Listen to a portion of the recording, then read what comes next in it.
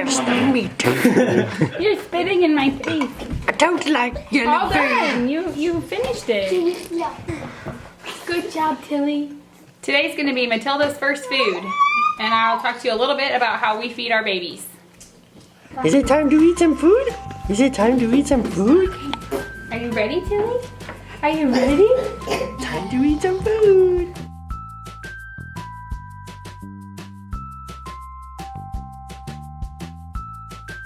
Hey guys, Jessica here from Reconstruction Life, talking to you about feeding babies.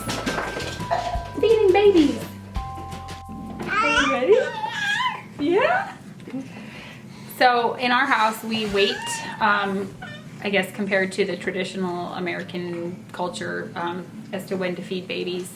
I personally wait until they have at least 2 teeth, which Tilly does, and after 6 months. When the teeth come in, it is an indicator as to when some of the enzymes are ready in their tummies to digest foods. And we do also the foods very differently. I use a combination of the Nourishing Traditions book and Super Nutrition for Babies, which is based off of this book. It's just laid out in a little easier, more user-friendly way. But they talk a lot about other cultures that have really healthy babies and ways to protect the gut from getting leaky gut or from having bad probiotics, and all sorts of different things, and also just what enzymes are ready to digest foods so that they can get the maximum vitamins out of them. And then I just make a little chart that helps me remember what she can have when, and I just kind of post that on the fridge and use that as we're living our life, and whenever we're making something that fits into that category for the rest of the family, we just feed that to baby too. So today, Matilda is now 6 months old, and she has 2 teeth, and she's showing interest in food. So we have her first food here, which is soft boiled egg yolk. And these eggs, of course, are from our own chickens, but if you don't have chickens, you want them to be farm fresh, organic chickens. Soft boiled, I just put it in boiling water for about 4 minutes and then mixed it with milk so she can have some soft boiled eggs. Are you waiting so long? Want to try it?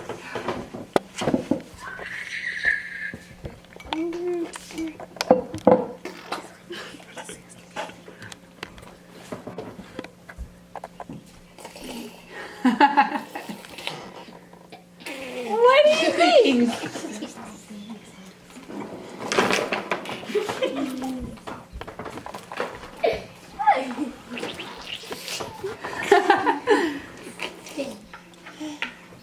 Do you like it?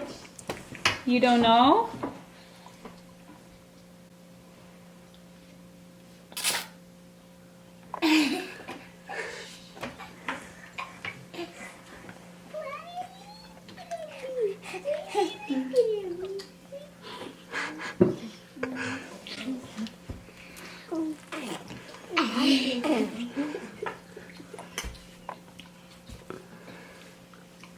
So right now I'm seeing that she is playing and exploring, but she's not gagging or spitting it back out, which is good. If your baby is still gagging every time you put the spoon to her mouth, she's not ready.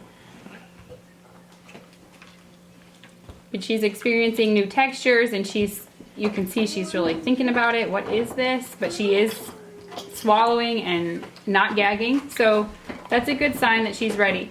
And I'll stick with this food for several days actually, because you want to be able to see if there's any kind of bad reaction, any kind of new skin rash or tummy aches, fussiness, things like that, so that you would know that maybe she wasn't ready for that particular food before you add any new foods.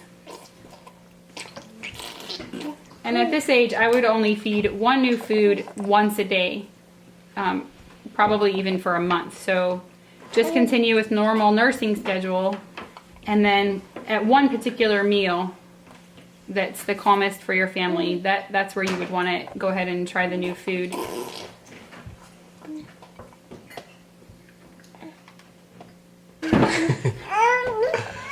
Are you all done? Where's the meat? Don't like Where's the meat? You're spitting in my face. I don't like food. I don't like yellow All food. done. You finished it. Give me the ball. Well, she's clearly enjoying What's it doing? this food. What's it doing?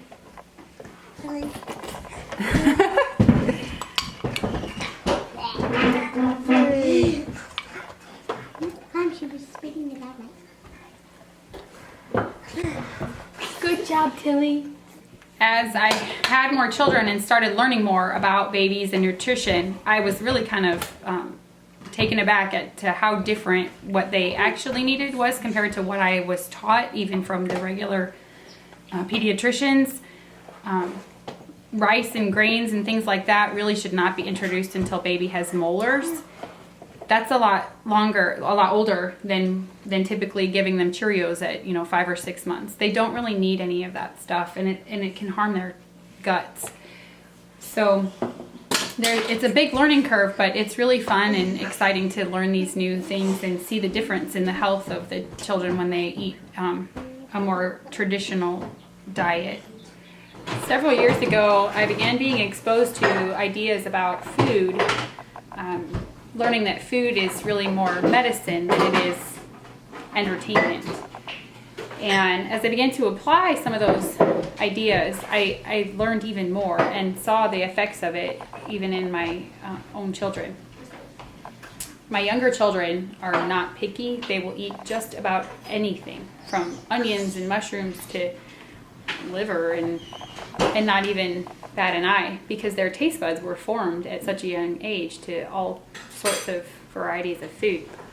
Let's face it, those Cheerios are really convenient, aren't they?